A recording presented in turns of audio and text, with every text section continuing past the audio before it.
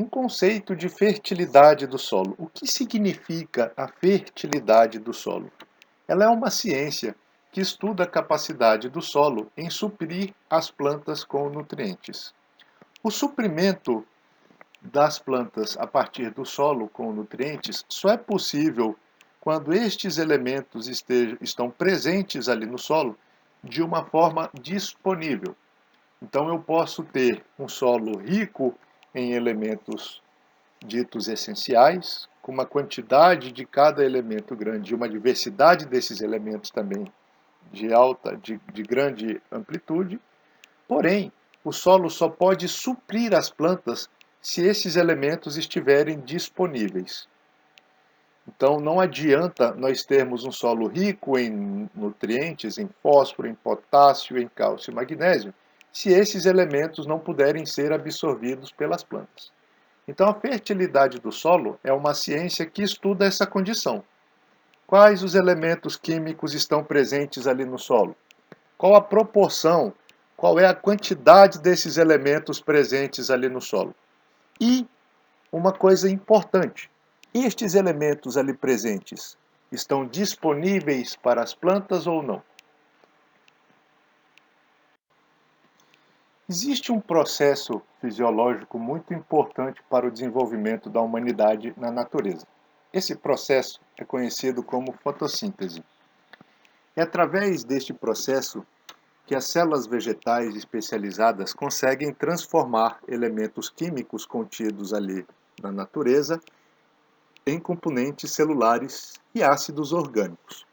Dessa forma, carbono, hidrogênio e oxigênio presentes na atmosfera e na água são transformados em açúcares simples, como a glicose.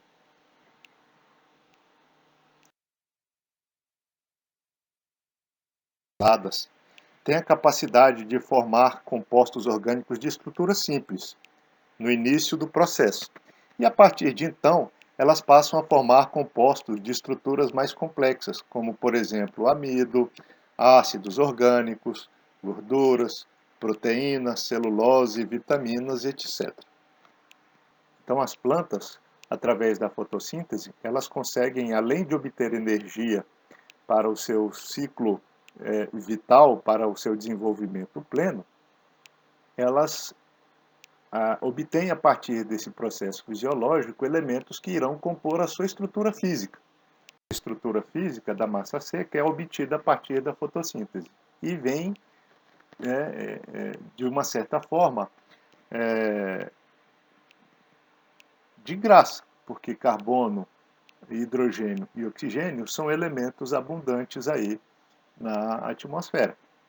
E uma pequena parte dessa massa seca é constituída por elementos inorgânicos, que são disponibilizados através das práticas de fertilização. Nós vamos ver esses valores ali mais para frente. Bom, então, uma folha ela é capaz de receber o CO2 presente na atmosfera e, através de reações que nós veremos com mais detalhe posteriormente, ela consegue transformar, reduzir este CO2 em açúcares mais simples, por intermédio da transformação da energia luminosa em energia química, obtida a partir da radiação. Então, a radiação solar ela é composta por fótons, por pacotinhos de energia que auxiliam nesse processo de redução do dióxido de carbono, de transformação do CO2 em açúcares simples empregados no metabolismo celular vegetal. E como resultado, nós temos também a emissão de oxigênio como um dos produtos finais aí deste processo. Então, durante a fotossíntese, a radiação solar consegue intermediar a redução de dióxido de carbono a açúcares, que são armazenados então pelas plantas e que consegue direcionar esses elementos posteriormente de acordo com a sua demanda metabólica. Nós podemos observar aqui que a fotossíntese é intermediada por elementos químicos absorvidos a partir do solo também. Muitos desses elementos são chaves para a ocorrência de reações metabólicas na célula vegetal. Então, a ausência desses ativadores, né, muitos deles são ativadores enzimáticos, por exemplo, ou são elementos que compõem as diversas estruturas que participam do processo fotossintético, né, como o nitrogênio, por exemplo, que compõe a molécula de clorofila. Então, esses elementos inorgânicos presentes ali no solo, apesar de fazerem parte de uma pequena porção da massa seca do vegetal, eles são de suma importância para que o processo aconteça. Por isso que existe essa relação direta entre a fertilidade do solo e a fotossíntese.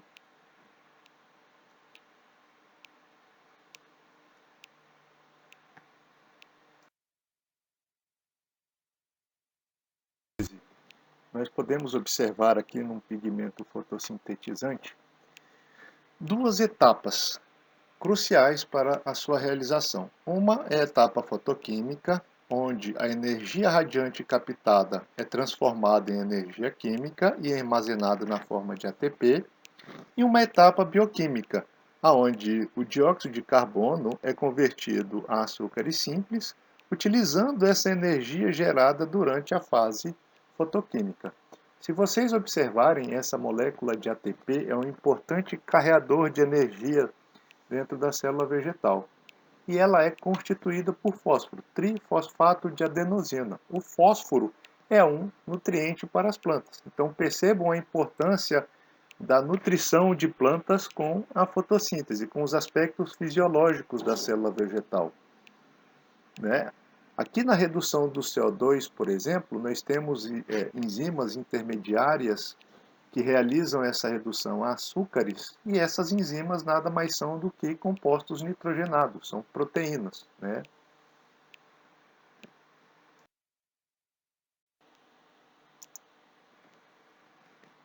Nas plantas, a sua constituição, em média, ela varia de aproximadamente 20 a 30% de massa seca. Então, se eu desidratasse essa plantinha, retirasse a água dessa plantinha que nós estamos projetando aqui, ela teria uma massa de 20% do seu peso total, que nós chamamos de matéria ou de massa seca. Os outros 80% se referem à água. Desses 20%, apenas de 5 a 10% são elementos inorgânicos. O restante, de 90 a 95%, é composto por carbono, hidrogênio e oxigênio, elementos que são obtidos aí a partir da fotossíntese. Mas não é porque os elementos inorgânicos fazem parte de uma pequena porção da massa seca de um vegetal que eles devem ser desprezados. Porque se não fossem os nutrientes, se não fossem esses componentes inorgânicos absorvidos ali a partir da solução do solo, absorvidos a partir da superfície foliar, se não fossem esses elementos, a fotossíntese não aconteceria.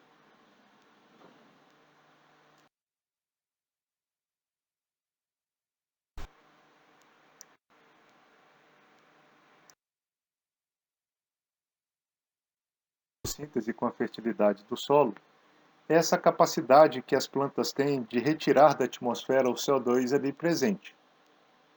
Então, esse fluxo de CO2 para as plantas nos auxilia no aumento do aporte de carbono orgânico para o solo.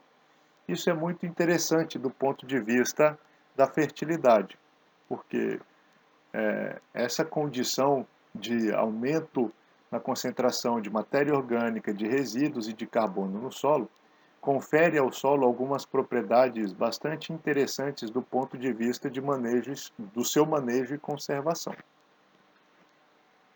Então, essa matéria orgânica do solo, ela é constituída, mais da sua metade é constituída por carbono orgânico total. Resulta do processo, ou melhor, do processamento e da decomposição parcial dos resíduos vegetais, ou dos materiais orgânicos, da biomassa existente ali no ambiente.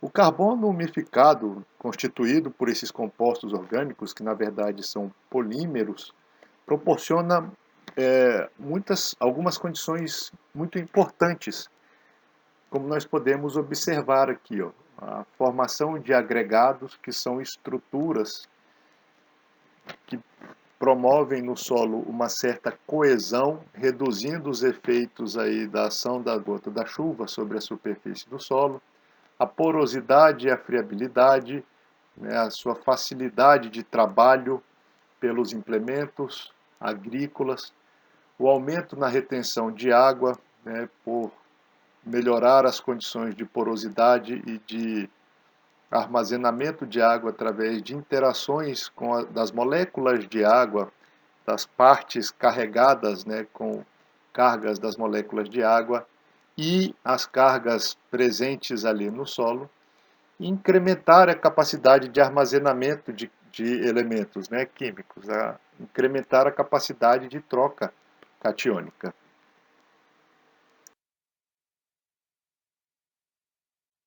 De troca, né?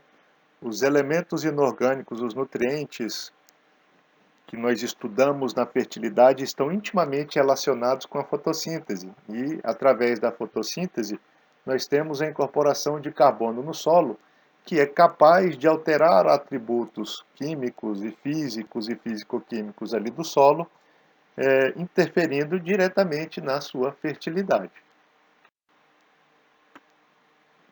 Se a gente fizesse uma avaliação da quantidade de carbono estocado aqui na atmosfera, nos vegetais e no solo, nós encontraríamos uma quantidade de 770 petagramas na atmosfera, 610 petagramas de carbono na vegetação e 2.300 petagramas de carbono no solo. Ou seja, a maior proporção de carbono presente no nosso planeta encontra-se ali no solo.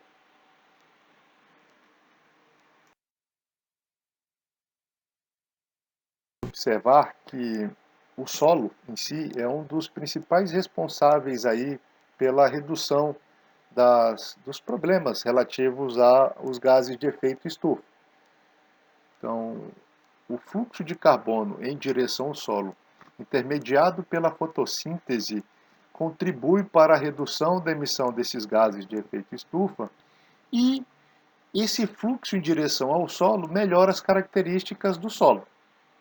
É importante que a manutenção desses elementos sejam garantidas ali no solo para a gente evitar esses problemas ambientais e para a gente contribuir com os índices de fertilidade.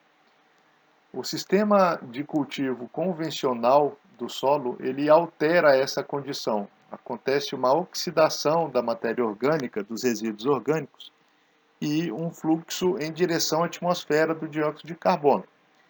Uma estratégia, uma alternativa a esse modelo convencional de agricultura é o sistema de plantio direto, que a gente falou um pouquinho já a respeito dele anteriormente.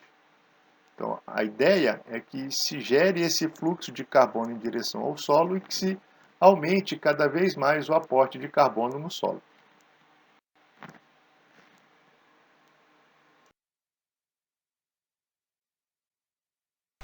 Bom, agora nós vamos falar um pouquinho sobre a correção do solo e sua fertilização e as técnicas que estão associadas ao seu preparo.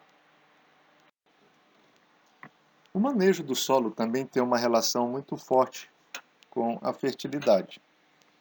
É nessa etapa que os programas de adubação começam a acontecer.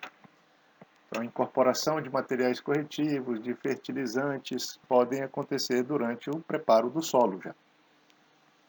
E esse manejo, o preparo do solo, ele tem diversos objetivos. Dentre eles, nós podemos destacar a eliminação de plantas indesejáveis. Se nós permitíssemos o desenvolvimento dessas plantas, elas iriam competir com a espécie principal por água, por luz, por nutrientes, e isso promoveria uma redução de produção na cultura principal. O preparo do solo também objetiva encontrar condições favoráveis para o semeio. Então, o solo, quando está muito compactado, os implementos que promovem a semeadura ou o plantio, eles encontram uma resistência às suas operações. Então, o preparo primário do solo, o preparo secundário, né, busca melhorar essas condições para a deposição de sementes ou de propágulos das plantas. E além disso, o preparo do solo procura deixar o solo numa condição em que os frágeis sistemas radiculares e a parte aérea das plântulas não encontrem uma resistência muito grande ao seu pleno desenvolvimento. Então, a ideia é que as barreiras físicas sejam eliminadas para que as plantas consigam crescer. Uma estratégia é aumentar a decomposição da matéria orgânica. Então, o sistema convencional, como eu mostrei há pouco para vocês, tem essa propriedade de, quando se inverte a camada de solo, de expor os resíduos orgânicos e os micro-organismos a temperaturas elevadas. Essa temperatura, apesar de acelerar a decomposição dos resíduos orgânicos, acaba por diminuir a quantidade e a qualidade de organismos e micro-organismos ali presentes. Então, a curto prazo, é uma estratégia bastante responsiva, porém, a longo prazo, nós providenciamos a oxidação desses resíduos, né, dos resíduos que compõem ali a superfície do solo. Como eu disse também, uma das estratégias do preparo do solo é a incorporação de insumos, né? O calcário, por exemplo, ele pode ser aplicado antes de uma etapa dessas operações, como nós mostraremos para vocês daqui a pouco. E misturar esses insumos com o solo quando eles são aplicados em superfície, em cobertura. Nivelar o terreno também é uma das estratégias do manejo do solo.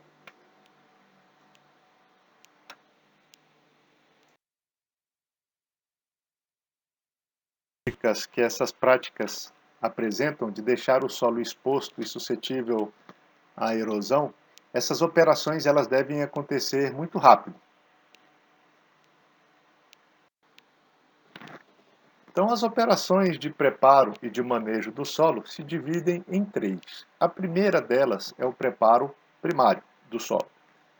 Em seguida, nós temos o preparo secundário e, por fim, nós temos o cultivo após o plantio. No preparo primário, realizado pelo arado de disco, arado de aivecas, pela grade aradora, nós temos as operações em maior profundidade. Essas operações, elas consistem em inverter o solo. As camadas mais superficiais serão invertidas, passarão a fazer parte das camadas mais subsuperficiais. E as camadas que estavam embaixo, que foram cortadas, vão ficar expostas na superfície do solo.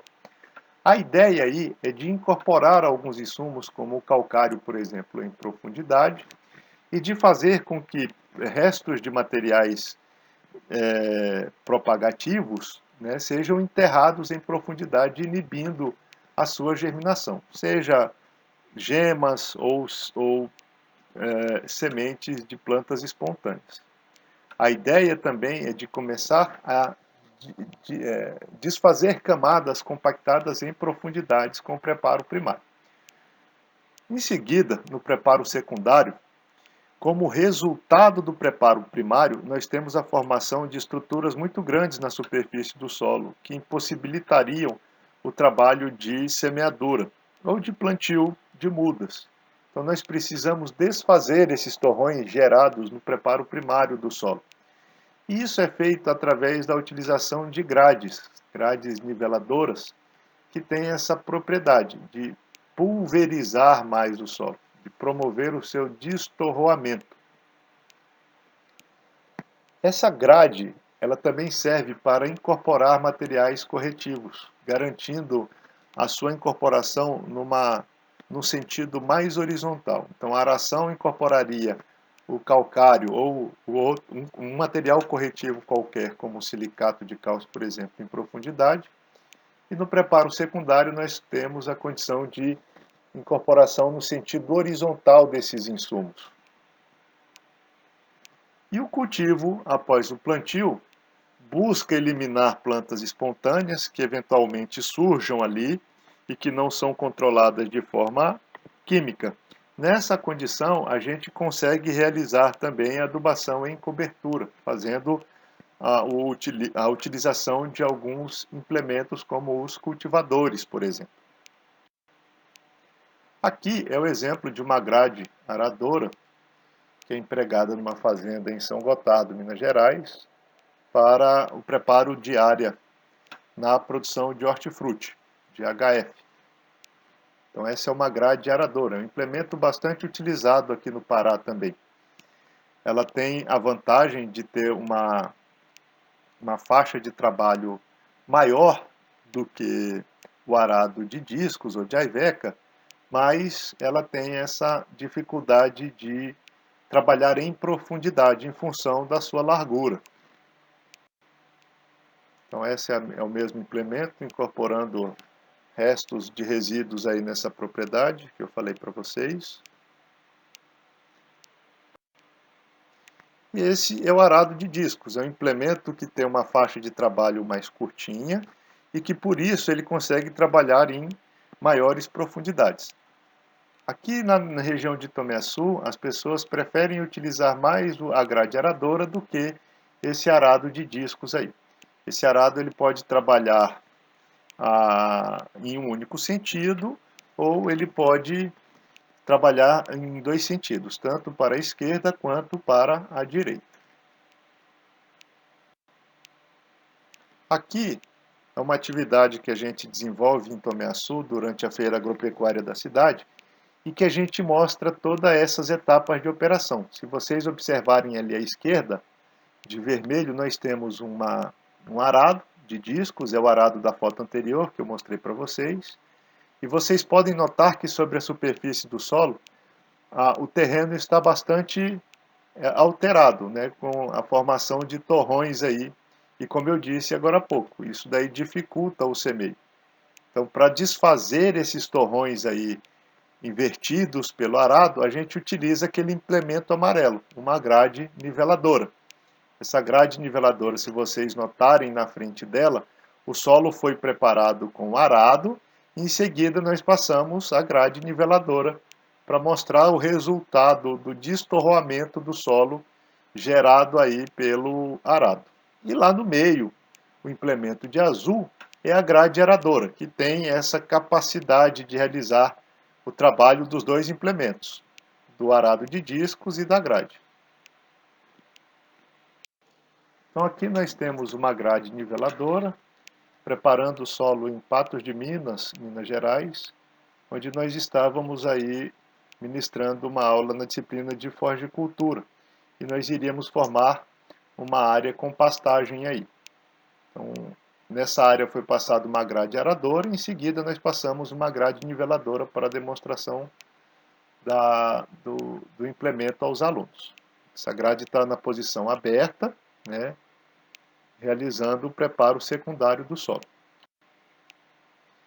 E aqui nós temos uma semeadora para plantio direto.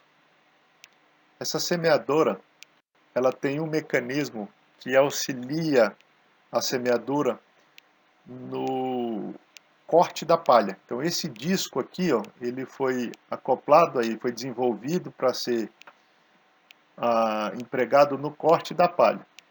Atrás do disco nós temos o mecanismo de deposição de fertilizantes. Então esse mecanismo, esse braço aqui, quando nós não tínhamos o disco de corte, a palha embuchava aqui nessa haste, dificultando aí as operações de semeadura e deposição de fertilizantes.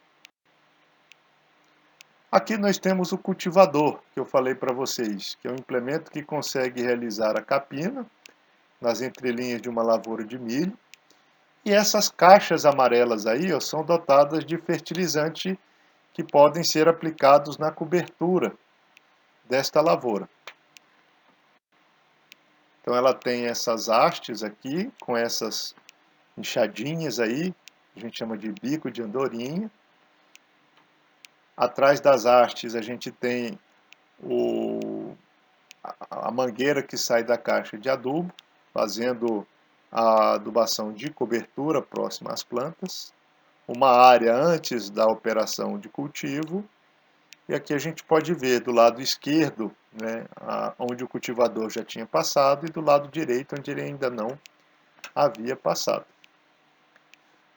Isso foi um sistema de integração lavoura-pecuária que nós estabelecemos, ajudamos a estabelecer lá em Patos de Minas, em Minas Gerais, com cultivo de milho em associação ao capim rusisiensis.